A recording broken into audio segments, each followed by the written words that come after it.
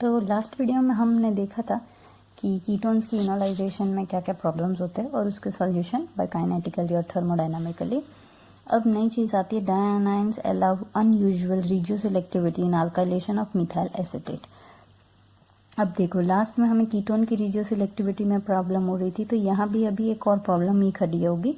फिर प्रॉब्लम के बाद हम उसके सॉल्यूशंस देखेंगे। सो डायनाइंस जो होते हैं, डायनाइंस मतलब दो नेगेटिव चार्ज होते हैं, उसको डायनाइंस बोले। तो जब डायनाइंस फॉर्म होते हैं तो एक अनयूजुअल रिजियोसेलेक्टिविटी आ रही है। मतलब जो रिजियोसेलेक्टिविटी हमने देखा था लास्ट वीडियो में क्या है, तो उसमें प्रॉब्लम आ रही है। और स्पेसिफिकली किसके, तो भाई मिथाइल एसीटोएसीटेट के। तो देखते हैं मिथाइल एसीटोएसीटेट। तो मिथाइल एसीटोएसीटेट में जब हम बेस ऐड करें तो क्या होगा, एक हाइड्रोजन जाएगा, यहाँ का हाइड्रोजन गया, यहाँ डबल बॉन्ड आया, एक फॉर्म हुआ इनोलेट। ये हमारा इनोलेट बन गया। अब तक हम लोग क्या कर रहे थे, ये इनोलेट में हम अल्काइल ग्रुप ऐड कर रहे थे, ठीक है। तो हमें हमारा अल्काइलेटेड प्रोडक्ट मिल जा रहा था। अब बात यह है कि हमारा जो इनोलेट फॉर्म है, इसमें हम ऐड करेंगे ब्यूटाइल लिथियम बेस।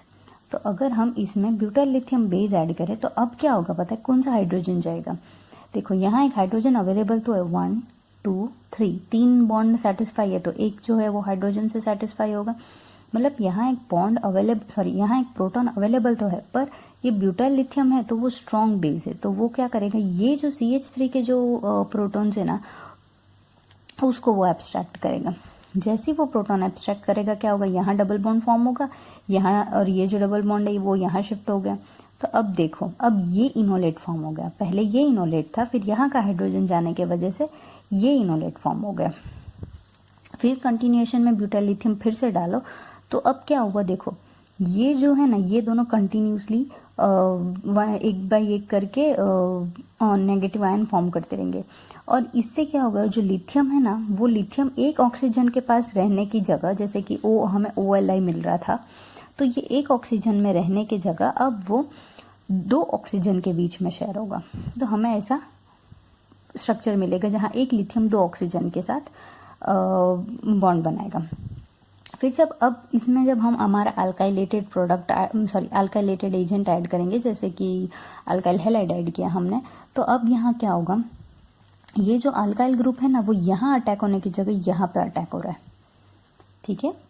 फिर बाद में जैसे ही अटैक होगा ये स्टेबल हो जाएगा, OLi यहाँ पे आ गया, प्रोटोनेशन करो, ये Li चला जाएगा और हमें हमारा डाइकार्बोनिल कंपाउंड मिल जाएगा, ठीक है।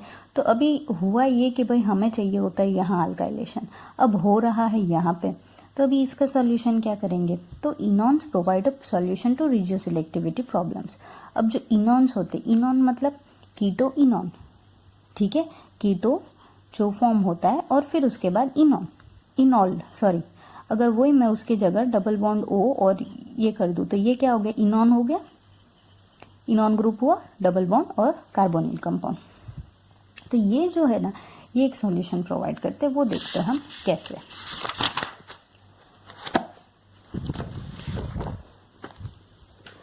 तो अब हो यूँ रहा है कि हमने हमारा जैसे कि हमने देखा था, हम सिलाइल इनॉल ईथर बनाते, तो अगर हम सिलाइल इनॉल ईथर ऐसा सिलेक्ट करें जहाँ हमें अल्काइलेटेड प्रोडक्ट चाहिए, जैसे कि अब मुझे यहाँ अल्काइलेशन चाहिए, तो मैंने लिया हमारा रिएजेंट ऐसा कि यहाँ डबल बॉन्ड था, तो अभी लिथियम ऐड करेंगे तो कहाँ जाएगा वो, ऑब्वियसली इसको सब्सटीट्यूट करके Li को बना दिया, जैसे ये बना देगा, फिर बाद में अल्काइल प्रोडक्ट ऐड करेंगे तो वो यहाँ ऐड होगा।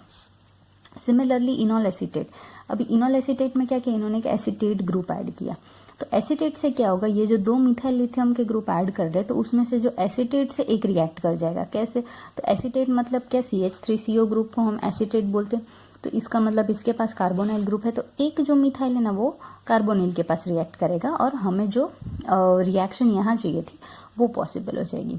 अब ये दिखने को तो इजी है कि भाई हमने ये जो डिजायर्ड था वो रिएजेंट ले लिया, उसका हमने ये इनोलेट बना दिया, अब लिथियम इनोलेट बन गया, मतलब अब तो यही होना है हमारा अल्काइलेशन, ठीक है।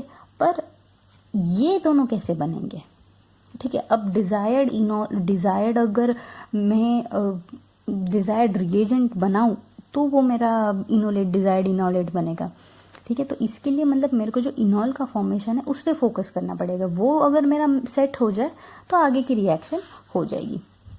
तो इनॉल के लिए भाई क्या तरीके हैं, तो इनॉल के लिए फिलहाल एक मतलब 1 बाय 1 हम देखेंगे। एक कॉन्जुगेट एडिशन है और एक डिसॉल्विंग मेटल रिडक्शन है, तो 1 बाय 1 देखेंगे।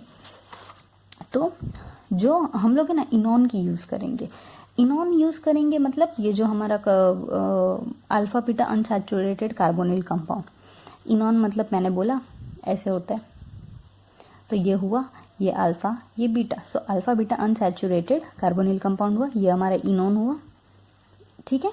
तो अब हम इसको लेके सॉल्यूशन निकालेंगे। तो सबसे पहले हम देखेंगे डिसॉल्विंग मेटल रिडक्शन।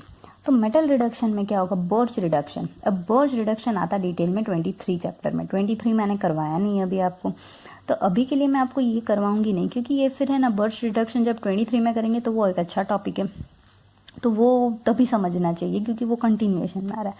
सो ये जो है ना ये एक छोटा सा टॉपिक है, रेडिकल के थ्रू हो रहा है, तो अगर आप खुद से देख ले तो ठीक है, ना देखे तो फिर मैं अभी जितना समझा रही हूँ वो समझ ले, तो भी वो इतनी हार्ड रिएक्शन नहीं है, ठीक है। अब आपको ये रिएक्शन समझ में आ जाए उतना तो मैं कंटेंट दे ही दूंगी। बर्च रिडक्शन में हम क्या करते हैं, हमारा जो C double bond C bond है उसको हम रिड्यूस करते हैं, किसके साथ, लिथियम लिथियम अमोनिया और अल्कोहल के साथ, ठीक है। और ये जो रिएक्शन है वो रेडिकल के फॉर्म मतलब रेडिकल फॉर्म होता है और हमें रिएक्शन बनती है। तो रेडिकल बीच में फॉर्म होता है, ये इंपॉर्टेंट है। बर्च रिडक्शन में रिएजेंट्स इंपॉर्टेंट है और किस तरह से मैकेनिज्म प्रोसीड होती है, तो भाई रेडिकल फॉर्म होता है, ठीक है।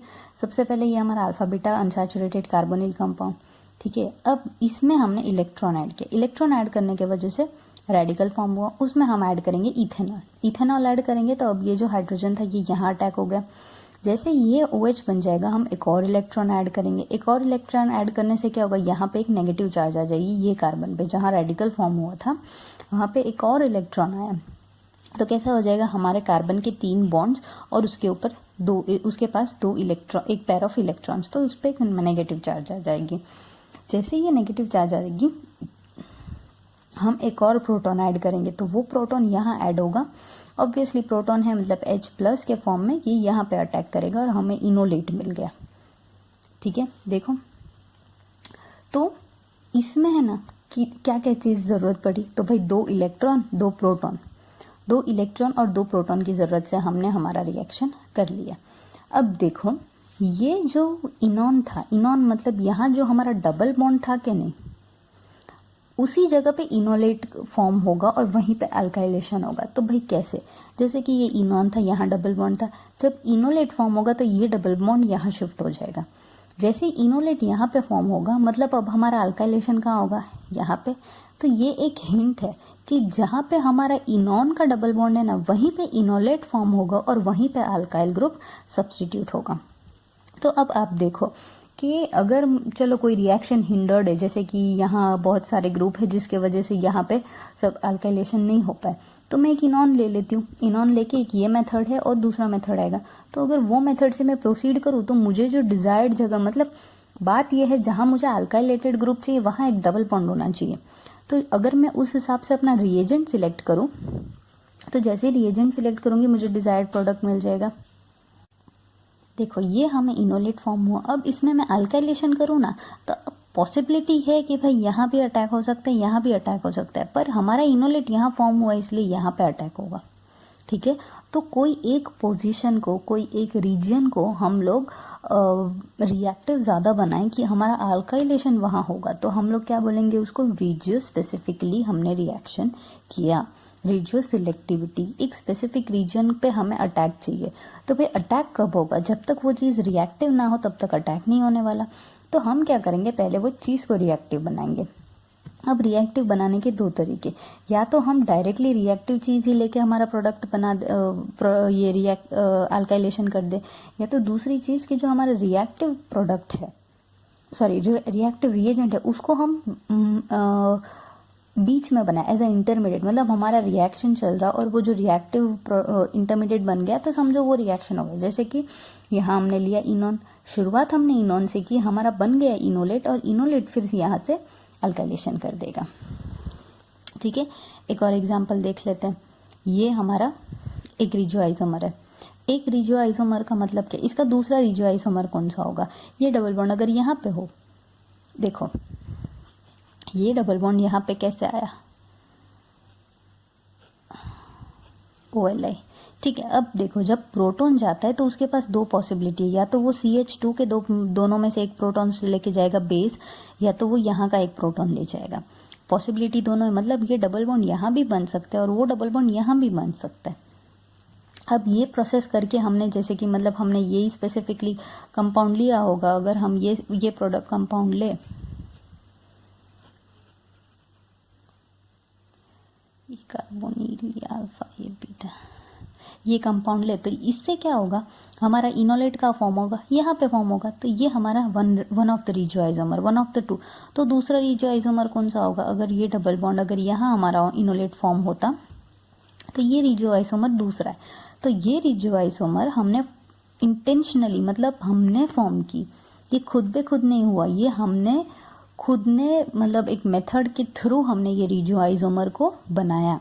अब दो तरीके, या तो हम स्पेसिफिकली जैसे कि ये रिएक्टिव बना के एक रिजियो आइसोमर बना सकते हैं, या तो अगर दो प्रोडक्ट मिल रहा हो तो दोनों को सेपरेट कर दो तो आपको प्रोडक्ट मतलब अलग अलग मिल जाएगा। जैसे कि अगर प्रोडक्ट में मिक्सचर मिल रहा है दो रिजियो आइसोमर की, तो आप सेपरेट कर दो, आइसोलेट कर दो, तो वो मिल सकता है, पर वो थोड़ा हार्ड होगा। तो ये इजी मेथड हमें मिल रहा है तो हम ये इससे करेंगे। जैसे ये अच्छा यहाँ इतनी मेहनत की, ये रिएक्शन यही लिखा है। सो इन्होंने ये alpha beta unsaturated ketone use किया, ये रिजियो आइसोमर बनाए और फिर मिथाइल लिथियम ऐड करके, अब देखो कहाँ अल्काइलेशन होगा, आपको लगेगा यहाँ अल्काइलेशन होगा, पर हमारा इनोलेट यहाँ फॉर्म हुआ है तो यहाँ बनेगा।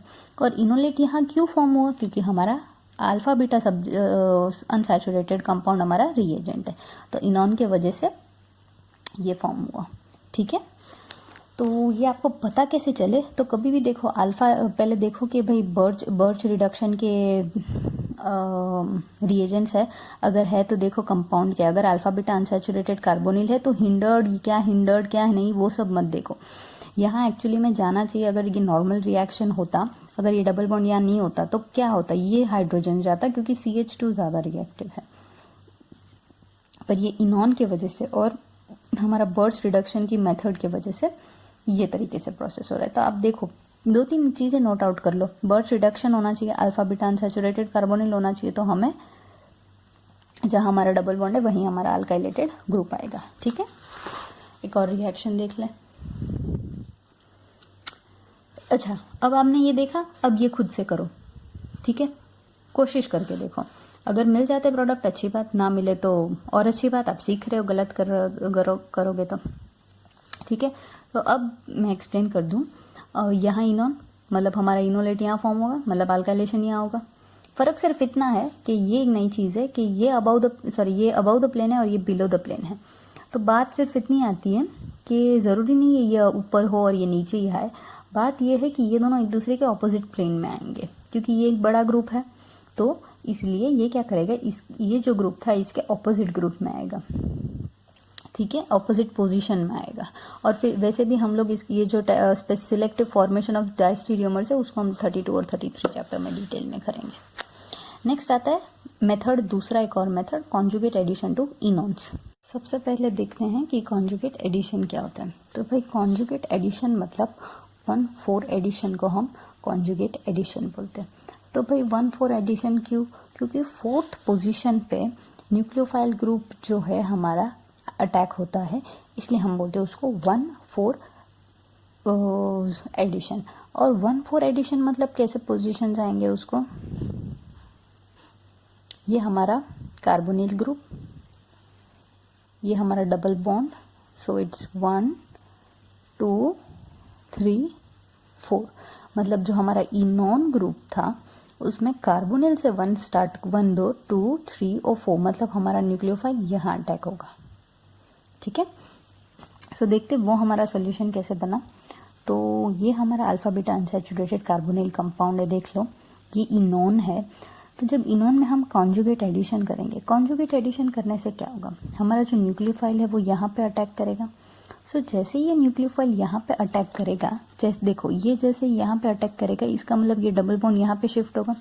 जैसे ही यहाँ शिफ्ट हुआ, जैसे ही यहाँ शिफ्ट हुआ, इसका मतलब अब नेक्स्ट स्टेप में अगर हम अल्काइलेशन करें तो अब हमारा इनोलेट यहाँ फॉर्म हुआ, तो अब हमारा अल्काइलेशन कहाँ होगा, यहाँ पे, ठीक है।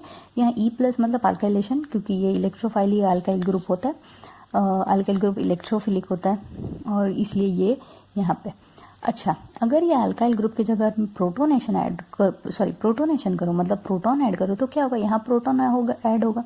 प्रोटॉन ऐड होने से क्या होगा, ये जो डबल, मतलब आपको लगेगा कि ये एक्चुअल में क्या हुआ, आपको ऐसा लगेगा कि ये जो डबल बॉन्ड था उस पर न्यूक्लियोफाइल अटैक होकर खत्म हो गई रिएक्शन, पर एक्चुअल में ऐसा नहीं है। जैसे ही ये न्यूक्लियोफाइल यहाँ अटैक करता है, इनोलेट फॉर्म होता है, इनोलेट के बाद एक हाइड्रोजन ऐड होता है और हाइड्रोजन जो है वो यहाँ पे अटैक करने के वजह से रिएक्शन स्टार्टिंग और एंड, आपको कुछ भी लगे कि भाई ऐसी चीज़ें हो गई हो, जब तक आप उसकी मैकेनिज्म ना लिखो आपको आइडिया नहीं आएगा कि रिएक्शन में क्या क्या फॉर्म हुआ था, ठीक है। तो एक बात यहाँ है कि अगर हमारा जो न्यूक्लियोफाइल है उसको हम हाइड्रोजन रखें, ठीक है, हाइड्राइड रखें, हाइड्रोजन नहीं, जैसे कि अगर मैं H- अटैक करूँ तो H- अटैक करने से क्या होगा, यहाँ हाइड्रोजन आएगा, हाइड्रोजन ऐड होगा यहाँ पे, तो अब हमारा प्रोडक्ट क्या होगा, मतलब जो था वो वैसा ही रहेगा, सिर्फ फ़र्क क्या होगा, यहाँ अल्काइल ग्रुप ऐड हुआ। चलो हमने किया न्यूक्लियोफिलिक कॉन्जुगेट एडिशन, बात सही है, पर वो दिखेगा नहीं, क्यों, क्योंकि हाइड्रोजन है, तो ऐसा लगेगा कि भाई बॉन्ड यहाँ शिफ्ट होके, मतलब जो नॉर्मल रिएक्शन है वो वैसा का वैसा है। आपको ये रिएक्शन और ये रिएक्शन में लगेगा क्या कि सिर्फ हमारा अल्काइलेशन हुआ, और इसमें से जब हम न्यूक्लियोफाइल ऐड करें तो रिएक्शन तो प्रोसीड होगी, ऐसा नहीं है, पर ऐसा लगेगा कि एक नया ग्रुप हमें ऐड हुआ। अगर वो ना ऐड होना हो तो हमें हाइड्रोजन ऐड करो, अच्छा न्यूक्लियोफाइल जैसे कि सपोज करो CN- ने अटैक किया, तो CN- अटैक करेगा तो आपको एक साइनाइड जो है वो भी एक प्रॉब्लम क्रिएट करेगा कि भाई साइनों को निकालो या एलिमिनेट करो या जो भी करो। उसके जगह अगर हमारा न्यूक्लियोफाइल में ही अगर हम हाइड्राइड यूज़ कर ले तो क्या होगा, जैसा रिएक्शन था, मतलब जैसा रिएक्टेंट था, हमें प्रोडक्ट भी वैसा ही मिलेगा विथ एन अल्काइलेटेड ग्रुप। तो अब वो कैसे पॉसिबल है, वो हम के सिलेक्ट्राइड से और के सिलेक्ट्राइड और एल सिलेक्ट्राइड यूज़ करके कर सकते। तो वो कैसे, हम क्या करेंगे, जो हाइड्राइड, अच्छा ये तो हम सबको पता है, ये जो हाइड्राइड है वो डायरेक्ट अटैक नहीं होता, हमें कोई ग्रुप चाहिए, मतलब तो ही वो hydrogen as a negative ion के तौर पे हमें मिलेगा। तो ये क्या है, एक बड़ा ग्रुप है जिससे हमें हाइड्रोजन मिल रहा है। तो जैसे ही हमने के सिलेक्ट्राइड मतलब पोटेशियम और एल सिलेक्ट्राइड मतलब लिथियम, तो जैसे ही हम ये हमारा ग्रुप ऐड करेंगे तो क्या होगा, ये जो हाइड्रोजन है के सिलेक्ट्राइड ऐड करने से ये जो हाइड्रोजन है वो यहाँ आ गया। हाइड्रोजन आने के बाद अब इसमें मैं अगर अल्काइल ग्रुप ऐड करूँ, जैसे इन्होंने मिथाइल ग्रुप ऐड किया, तो क्या होगा, यहाँ हमारा हाइड्रोजन आ गया, 1 4 एडिशन हुआ, 1 2 3 4 हाइड्रोजन यहाँ ऐड हुआ, ये इनोलेट फॉर्म हुआ, अब हमारा मिथाइल ग्रुप यहाँ पे ऐड हो गया। अब देखो, अब हम ये देखो, ये रिएक्टेंट है, ये प्रोडक्ट है, देखो क्या चेंजेस है, सिर्फ इतना पता चल रहा है कि भाई अल्काइलेशन हुआ, एक अल्काइल ग्रुप ऐड हुआ। तो ये ऐसा क्यों लग रहा है, क्योंकि हमने न्यूक्लियोफाइल की जगह हाइड्रोजन ऐड किया। अगर मैं न्यूक्लियोफाइल के हाइड्राइड की जगह सपोज करो CN ऐड करती हूँ, तो क्या होगा, यहाँ CN ऐड होगा, इसका मतलब यहाँ CN मिलेगा और इसका मतलब यहाँ भी CN मिलेगा, साइनाइड ग्रुप। तो यहाँ क्या होगा, साइनाइड ग्रुप फॉर्म होगा। तो जैसे यहाँ साइनाइड ग्रुप फॉर्म होगा, इसका मतलब अब देखो, अब ऐसा नहीं लगेगा कि अल्काइलेशन हुआ, ऐसा लगेगा साइनो ग्रुप कहीं से आया और अल्काइलेशन हुआ, ठीक है। तो वो ना हो, एक एक्स्ट्रा ग्रुप ना आए, इसलिए हम लोग as a simplest nucleophile add करते हैं, तो वो है हाइड्राइड न्यूक्लियोफाइल। अच्छा ये देखो, के सिलेक्ट्राइड और एल सिलेक्ट्राइड की पूरी फॉर्मूला क्या है। So K selectride is potassium tri secondary butyl borohydride, और लिथियम एल सिलेक्ट्राइड का lithium tri secondary butyl borohydride, ठीक है। सो एक्चुअली में ये ग्रुप है और इसको हम एज ए यूज़ करेंगे हाइड्राइड डोनर के लिए। अब एक और तरीका है ऑर्गेनो कॉपर से। ऑर्गेनो कॉपर से करेंगे तो हम कॉन्जुगेट एडिशन है, ठीक है। पर ऑर्गेनो कॉपर से क्या होगा, हम जो एक मिथाइल ग्रुप मतलब एक जो भी हम कॉपर के साथ जो भी ग्रुप ऐड कर रहे हैं वो एज अ न्यूक्लियोफाइल पे यहाँ पे अटैक होगा। तो अगर हमें यहाँ भी ग्रुप चाहिए और यहाँ भी अल्काइलेशन चाहिए तो हम ये यूज़ कर सकते हैं। जैसे जैसे ज़रूरियत होती है वैसे वैसे हम रिएजेंट ढूंढते हैं, वैसे वैसे हम रिएक्शंस करते हैं वो रिएजेंट के प्रेजेंस में। ये कॉपरेट है, कॉपरेट क्या होगा Me2Cu Li। तो एक मिथाइल जो है एज ए न्यूक्लियोफाइल एक्ट करके 1,4 एडिशन देगा। 1,4 मतलब 1 2 3 4 मतलब 4th प्लेस पे एडिशन देगा यहाँ मिथाइल। अब देखो ये कार्बन और जो मिथाइल आएगा वो भी CH3 मतलब ये कार्बन कार्बन का एक बॉन्ड फॉर्म हुआ। फिर करो अल्काइलेशन, अल्काइलेशन करो तो यहाँ पे अल्काइल ग्रुप मतलब कार्बन रिलेटेड ग्रुप होगा।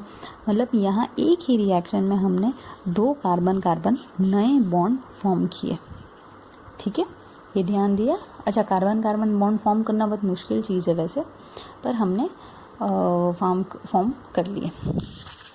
अब नेक्स्ट देखें हम फिर रिएक्शन। अच्छा, अब आपने उतने रिएक्शंस देख लिए ना, 2 या 3 जितने भी हमने देखे पीछे, आपको आइडिया आ गया। तो यहाँ के जो तीनों रिएक्शन है ना, खुद से ट्राई करो कि खुद से होता है क्या नहीं।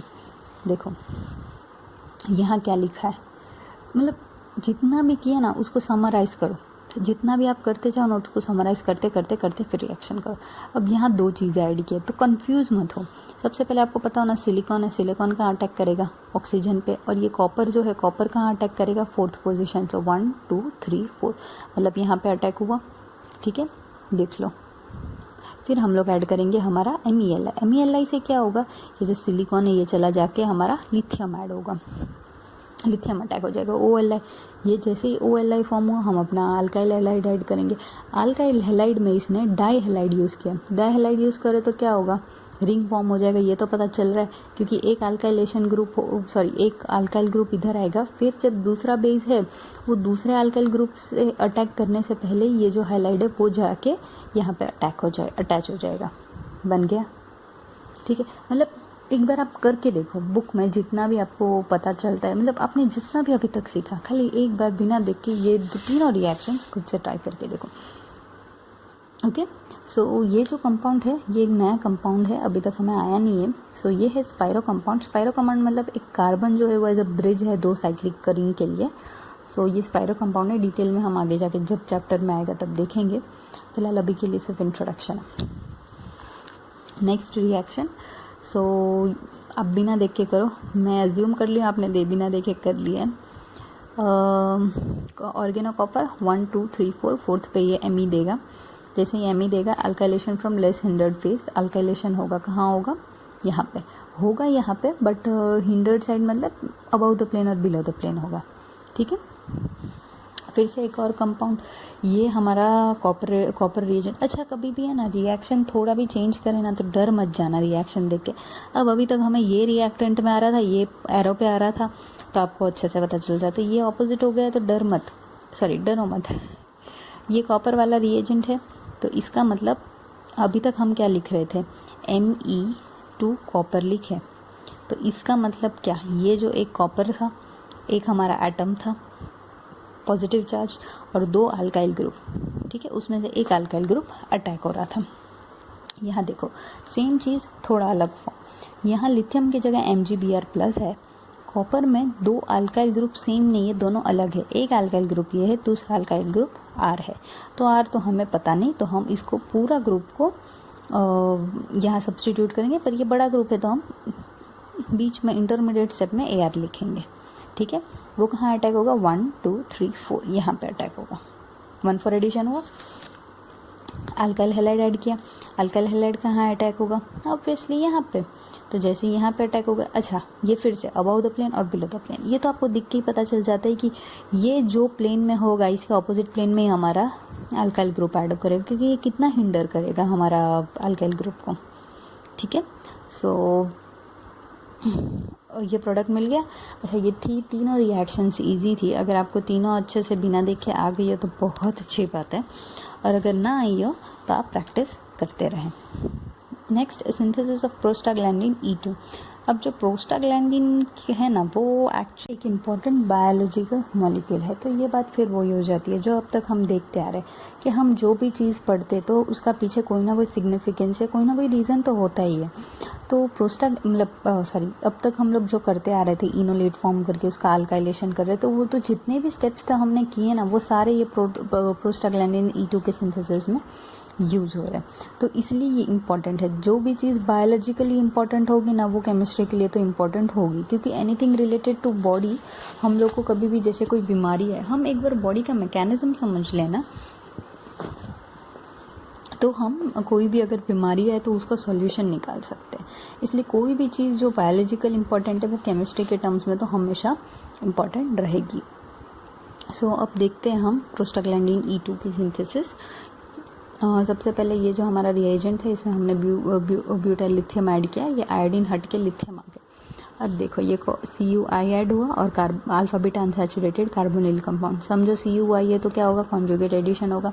अब देखो कहाँ होगा, 1 2 3 फोर्थ पोजीशन पे, मतलब यहाँ होगा।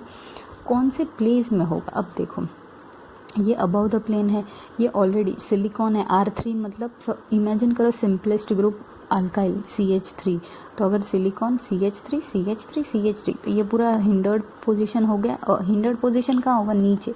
जैसे कि सपोज करो ये प्लेन है तो प्लेन के ये जो सिलिकॉन वाला ग्रुप है वो नीचे की तरफ है, तो नीचे की तरफ हिंडर्ड हो गया, मतलब अब जो भी ऐड होगा ना वो अबव द प्लेन ऐड होगा। तो ये जो मॉलिक्यूल है ना वो अबव द प्लेन ऐड हुआ। तो इसको हमने देखा कि ट्रांस है ये दोनों एक दूसरे के। अब ये जो इंटरमीडिएट है इसमें हम हमारा अल्काइल हैलाइड ऐड करेंगे। अल्काइल हैलाइड ऐड करने से क्या होगा, अब ये इनोलेट यहाँ फॉर्म हुआ तो अब जो अल्काइल ग्रुप है वो यहाँ फॉर्म होगा, ये फॉर्म। अब फॉर्म तो हो गया, यहाँ अल्काइल ग्रुप ऐड तो हो जाएगा, कौन से फॉर्म में होगा, तो देखो ये बिलो द प्लेन है, ये अबव द प्लेन है। तो अब ये अबव द प्लेन इतना ज़्यादा क्राउडिंग हो गया कि अब जो भी ग्रुप है ना वो नीचे के प्लेन में आएगा। तो नीचे के मतलब फिर मतलब एक ही रिएक्शन में हमने दो मतलब जो भी हमने रिएजेंट ऐड किया वो हमने ट्रांस वे में ऐड किया, ठीक है। सो नेक्स्ट क्या है, BU4NF that is TBAF tetrabutyl ammonium fluoride. So ये जो है ना वो एज अ सिलिकॉन को silicon as a protecting agent है, तो सिलिकॉन को रिमूव करने के लिए ये ग्रुप ऐड होता है। सेम हम वो चैप्टर में देखेंगे डिटेल में। और दूसरा है वो H+। तो इससे क्या होगा, देखो ये जो ग्रुप जाएगा तो उसकी जगह ये O है, उसके पास कुछ तो आना चाहिए, तो प्रोटोनेशन। अब बन गया हमारा प्रोस्टाग्लैंडिन E2। मतलब ये इतना इम्पॉर्टेंट बायोलॉजिकल कंपाउंड है, तो वो हमने जितनी भी अभी तक की नॉलेज थी उसके हिसाब से ये रिएक्शन बना दी, ठीक है। सो इसलिए ये इम्पॉर्टेंट है। Using Michael acceptors as electrophiles. तो भाई माइकल एक्सेप्टर्स क्या है, तो माइकल एक्सेप्टर है ना, Michael acceptors as electrophile. Okay, तो माइकल एक्सेप्टर्स को हम यहाँ कैसे यूज़ करेंगे, एज इलेक्ट्रोफाइल्स। इलेक्ट्रोफाइल्स मतलब अभी तक हम जो देख रहे थे अल्काइल ग्रुप हम ऐड करते, तो वो हम यहाँ क्या करेंगे, माइकल एक्सेप्टर्स ऐड करें। सब देख लेते हैं। ये हमारा कार्बोनिल बेस ऐड किया, ये हाइड्रोजन जाएगा, जैसे ये हाइड्रोजन जाएगा यहाँ डबल बॉन्ड हो गया फॉर्म, इनोलेट फॉर्म हो गया। अब जब हम हमारा माइकल एक्सेप्टर ग्रुप ऐड करें, माइकल एक्सेप्टर मतलब क्या, वो न्यूक्लियोफिलिक होगा, मतलब negative charge. Sorry Michael acceptor electrophile होगा, दैट इज़ पॉजिटिवली चार्ज। और इसका मतलब वो कहाँ ऐड होगा, हमारे डबल बॉन्ड पे ऐड होगा, मतलब यहाँ हमारे डबल बॉन्ड पे ऐड हुआ, मतलब यहाँ कार्बन कार्बन का एक नया बॉन्ड फॉर्म हुआ। जैसे ये डबल बॉन्ड हुआ, प्रोटोनेशन करेंगे तो हमें हमारा कार्बोनिल ग्रुप वापस मिल गया। तो माइकल एक्सेप्टर्स को हमने एज एन इलेक्ट्रोफाइल ऐड किया। अब माइकल एक्सेप्टर्स कैसे हैं, तो भाई जैसे कि ये देख लो, methyl cinnamate, acrylonitrile, ethyl vinyl ketone. मतलब Michael acceptor is a compound capable of undergoing conjugate addition. मतलब हम कर तो रहे कॉन्जुगेट एडिशन ही, ठीक है। तो माइकल एक्सेप्टर ही क्यों, तो भाई माइकल एक्सेप्टर क्योंकि माइकल नाम का एक साइंटिस्ट हुए जिसने ये जो ग्रुप को डिटेल में उसने उसको पढ़ा कॉन्जुगेट एडिशन को, और उसने स्पेसिफिकली कंपाउंड्स दिए जिसमें वो कॉन्जुगेट एडिशन कर सकता है। So Michael acceptor is a compound capable of undergoing conjugate addition and alpha beta unsaturated carbonyl compound और nitrile. For example many Michael acceptors are okay, they are toxic, carcinogen, handle के लिए मुश्किल। So main thing क्या है, जो हमारा Michael acceptor है वो क्या है, अल्फा बीटा अनसैचुरेटेड कंपाउंड। देखो एक और रिएक्शन देख लो, यहाँ पे आपको क्लियरली कॉन्जुगेट एडिशन और डायरेक्ट एडिशन का डिफरेंस पता चलेगा। तो ये तो एक्चुअली मैंने पहले बता दिया है, कॉन्जुगेट इज़ 1 फॉर एडिशन, पर फिर भी क्लियरली हमारे दिमाग में बैठ जा करके इन्होंने कंपेयर करके दिया है। देखो अब अगर आपने पहला वीडियो देखा हो इसका, तो मैंने आपको बताया था इनॉल और इनोलेट, इसका जो इनोलेट फॉर्म होगा वो क्या करेगा, ये अंदर अंदर रिएक्शन करके एल्डोल रिएक्शन बनाएंगे, जो हम 26 चैप्टर में देखने वाले। और हमने ये चैप्टर की स्टार्टिंग में भी देखा कि भाई एस्टर जब बना रहे थे, एल्डिहाइड बना रहे थे, तभी भी सेम प्रॉब्लम हो रही थी। तो क्या हो रही थी, देखो ये हमारा जो कार्बोनिल ग्रुप था, इसमें जो इनोलेट मतलब चलो बेस ऐड किया, इनोलेट फॉर्म हुआ, तो जो अब जो ये इनोलेट फॉर्म हुआ, अब जो ये इनोलेट है ना, वो अल्काइल ग्रुप से रिएक्ट करने की जगह वो क्या करेगा, ये जो हमारा अल्फा बीटा अनसैचुरेटेड कार्बन, वहीं पे रिएक्ट करके ये कार्बोनिल ग्रुप पे अटैक करके हमें ये कंपाउंड देगा। अब ये हम चाहते ही नहीं है कि ये हो, हम चाहते हैं कि यहाँ हमें अल्काइल ग्रुप यहाँ पे चाहिए। तो इसको, ये ग्रुप को बिजी रखने के बहुत तरीके थे। एक देखा हमने कॉन्जुगेट एडिशन, दूसरा हमने देखा इससे पहले वो था अपना बर्च रिडक्शन वाला मेथड।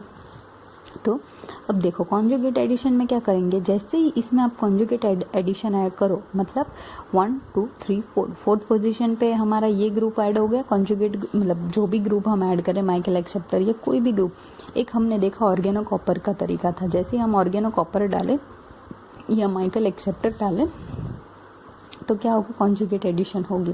तो जैसे ही कॉन्जुगेट एडिशन होगा, अब हमारा ये जो इनोलेट है ये यहाँ फॉर्म होगा, और अब हमारा जो अल्काइल ग्रुप है वो कभी भी अगर अटैक होना है तो वो यहाँ पे अटैक होगा। ठीक है, तो ये डिज़ायर्ड तरीका है, मतलब आप चाहते हो जो प्रोडक्ट बनाना वो कैसे बनेगा, वो ये सारे तरीके हैं। एक और देख लो, मतलब देखने की बात नहीं है, ये वही है जो हमने ऊपर देखा, ये स्टेबल इनोलेट था। स्टेबल इनोलेट अगर हमारा वापस कार्बोनाइल के साथ ही रिएक्ट कर जाए तो हमें क्या मिलेगा, यहाँ पे प्रोडक्ट मिलेगा। ये जो हमारा कार्बोनिल ग्रुप था, उसके बाजू में जो ये डबल बॉन्ड की ये जो इनोलेट फॉर्म हुआ था, यहाँ पे अटैक हो गए, ये डायरेक्ट एडिशन। कॉन्जुगेट एडिशन में क्या होगा, ये जो कहाँ गया, ये जो हमारा कंपाउंड बना वो कहाँ पे ऐड होगा, इसके एंड पे। ठीक है, तो ये जो डायरेक्ट एडिशन से एक मोर क्राउडेड प्रोडक्ट मिल रहा था, और हमें ये चाहिए भी नहीं, क्योंकि हमारा जो अल्काइल ग्रुप है वो जहाँ हम यहाँ पे अटैक करवाना है, पर ये कहीं और अटैक हो रहा है। हम चाहते हैं लेस क्राउडेड, देखो कहीं भी है ना, जो कम गर्दी वाली जगह हो वो हमें ज़्यादा पसंद है, जैसे कि लेस क्राउडेड हो। ठीक है, तो कंपाउंड्स को भी सेम ऐसी चीज़ है, जब तक उनको थोड़ा खुला खुला रहने दो, मतलब जिसमें हिंडर्डनेस ना आए ना, तो वो ज़्यादा स्टेबल है। तो ऑब्वियसली ये मोर क्राउडेड और लेस क्राउडेड में वो लेस क्राउडेड ज़्यादा प्रेफर करेगा। सो कॉन्जुगेट एडिशन होगा और हमें ये प्रोडक्ट मिल जाएगा। नेक्स्ट देखें,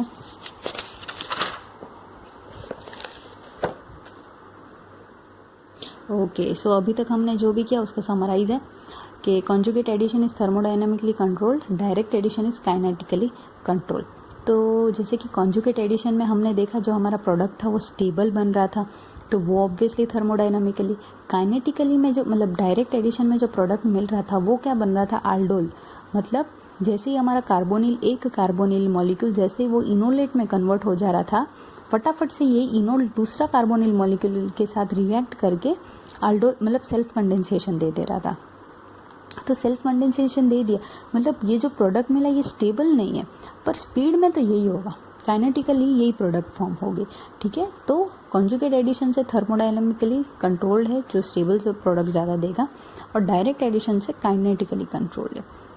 अब stabilised enolate promote conjugate addition. अब जैसे कि हमने देखा भाई कॉन्जुगेट एडिशन कैसे प्रमोट करें, तो make direct addition aldol reaction more reversible, make direct addition product more hindered. दूसरा तरीका, less reactive Michael acceptors promote conjugate addition by, so make direct addition by aldol more reversible और make the carbonyl group less electrophilic.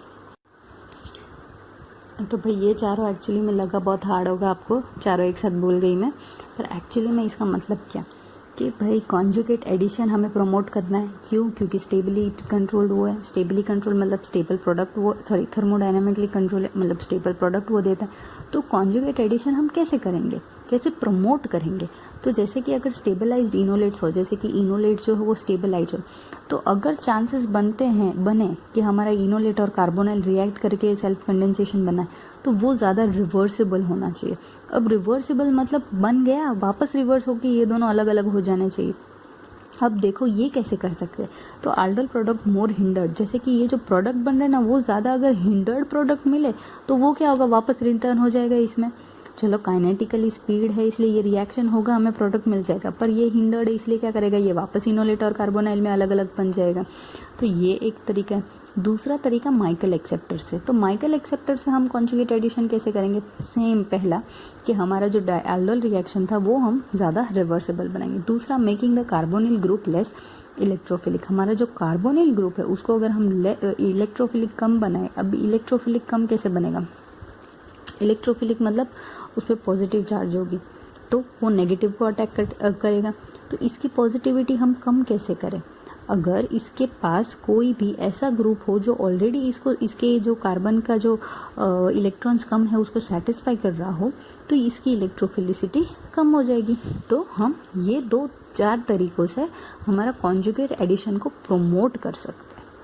ठीक है, next है 1,3 dicarbonyl compounds undergo conjugate addition. तो इसमें क्या होता है, हमारा जो 1,3 डाइकार्बोनिल कंपाउंड था उसमें हम लोग कॉन्जुगेट एडिशन करेंगे। कॉन्जुगेट एडिशन मतलब अगर हम माइकल एक्सेप्टर ले लें तो माइकल एक्सेप्टर में क्या था, alpha beta unsaturated carbonyl compound present था।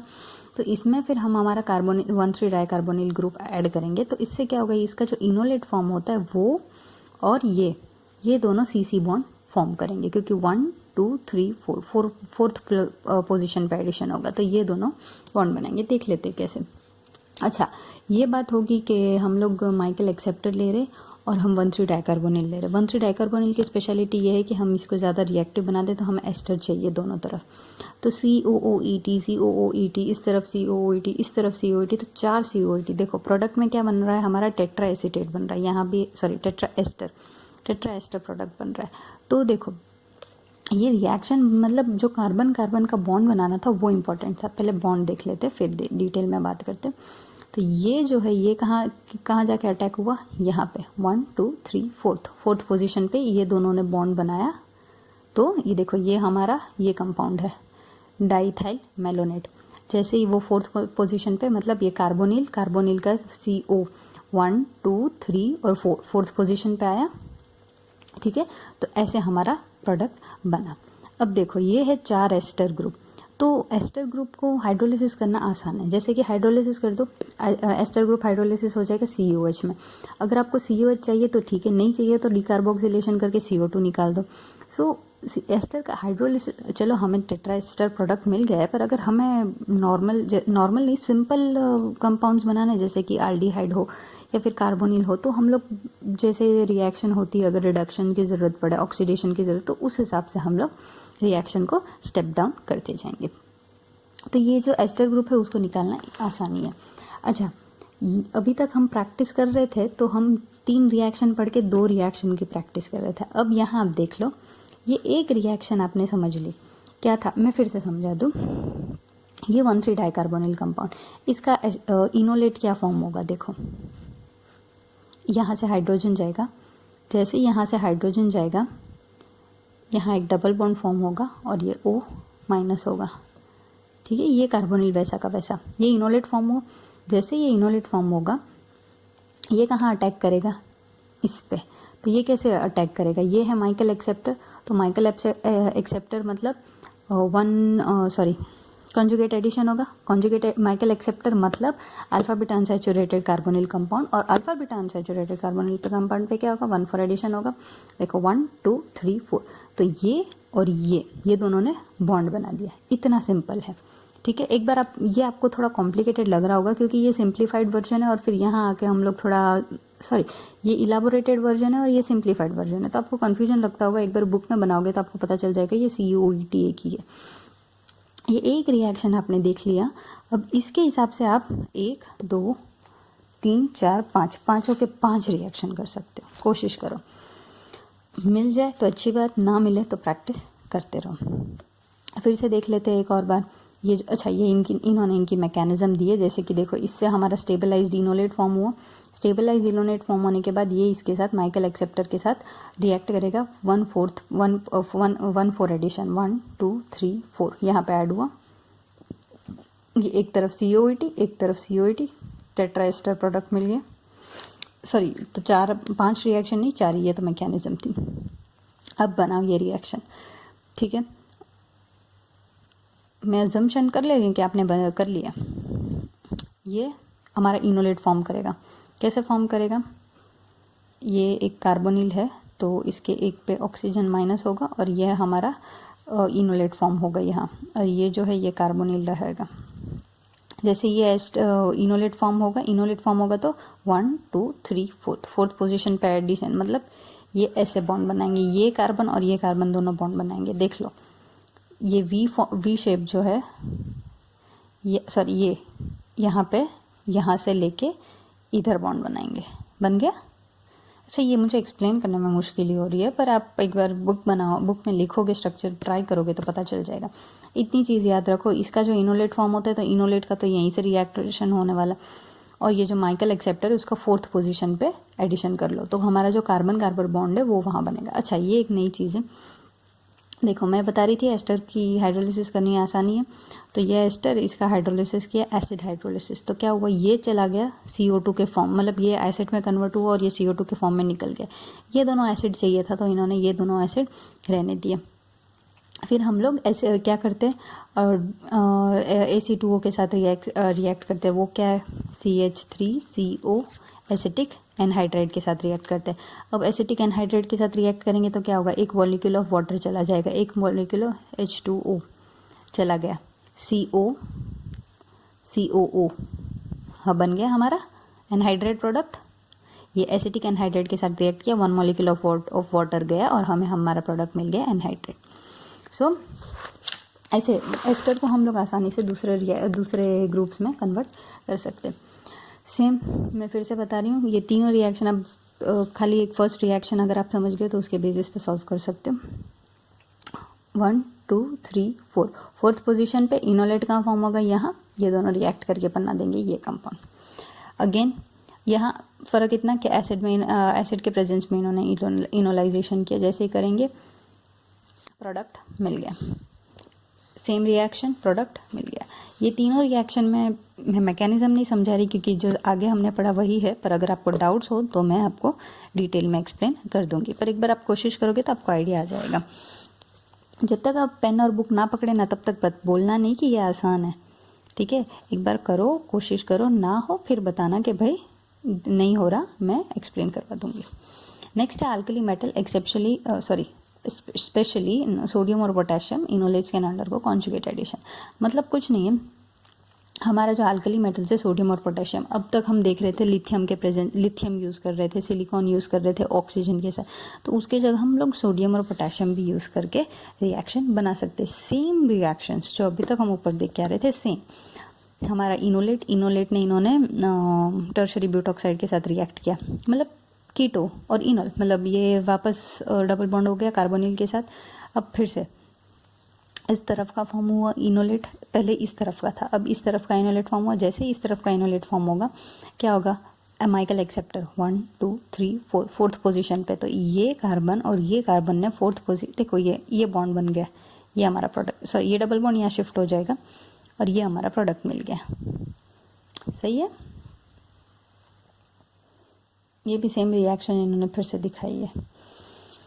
अब एक ये छोटी सी चेंज इसमें आती है कि हमने क्या किया, ये जो अभी हमारा माइकल एक्सेप्टर है वो तो है, पर जो हमारा कार्बोनिल कंपाउंड है, तो कार्बोनिल कंपाउंड में हमने एक लिविंग ग्रुप ऐड किया। लिविंग ग्रुप ऐड करने से आपको पता है लिविंग ग्रुप की स्पेशलिटी ये कि ये लीव करने की मैक्सिमम ट्राई करेगा।